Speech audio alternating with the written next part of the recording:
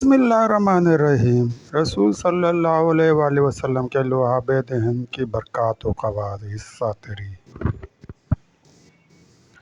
غزوہ احزاب میں خندق کی کھدائی کے دوران مسلمانوں نے بڑی مشکلات کا سامنا کیا، لیکن ثابت قدمی کے ساتھ ڈٹے رہے۔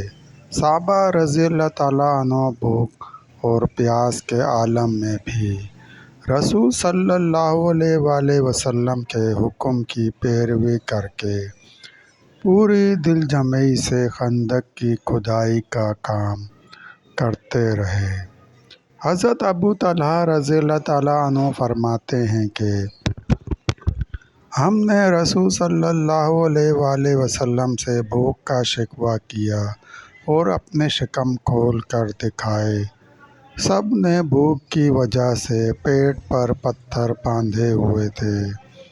اس کے جواب میں رسول صلی اللہ علیہ وآلہ وسلم نے اپنا شکم مبارک کھول کر دکھایا، جس پر رسول صلی اللہ علیہ وآلہ وسلم نے 2 پتھر باندھے ہوئے تھے۔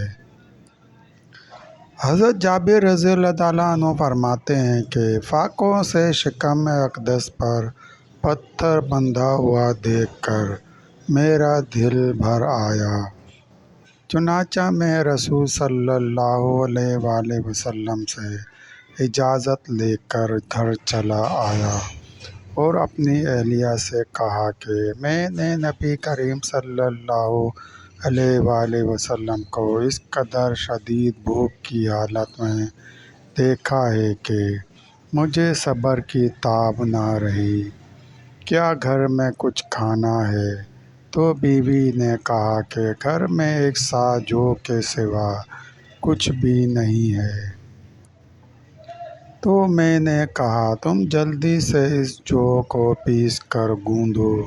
پھر میں نے اپنے گھر کا پلا ہوا ایک بکری کا بچہ ذبح کر کے اس کی بوٹیاں بنا دیں اور بیوی سے کہا کہ تم جلدی سے گوشت روٹی تیار کر لو،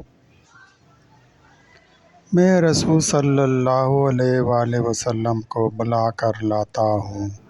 چلتے وقت اہلیہ نے کہا دیکھنا، صرف رسول صلی اللہ علیہ وآلہ وسلم اور چند ہی صحابہ رضی اللہ تعالیٰ عنہ کو ساتھ لانا، کھانا کم ہی ہے، کہیں مجھے رسوا مت کر دینا۔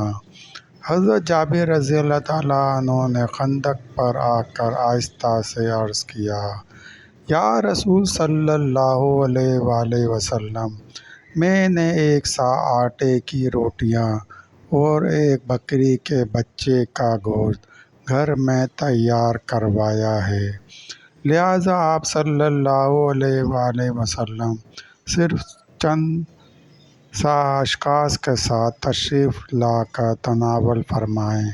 یہ سن کر رسول صلی اللہ علیہ وآلہ وسلم نے فرمایا، اے خندق والو، جابر نے دعوت عام دی ہے، لہٰذا سب لوگ ان کے گھر چل کر کھانا کھا لیں۔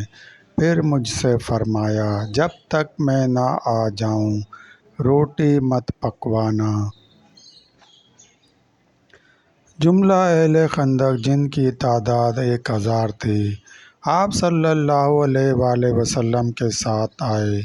جب رسول صلی اللہ علیہ وآلہ وسلم تشریف لائے تو گوندے ہوئے آٹے میں اپنا لعاب دہن ڈال کر برکت کی دعا فرمائی اور گوشت کی ہانڈی میں بھی اپنا لعاب دہن ڈال دیا۔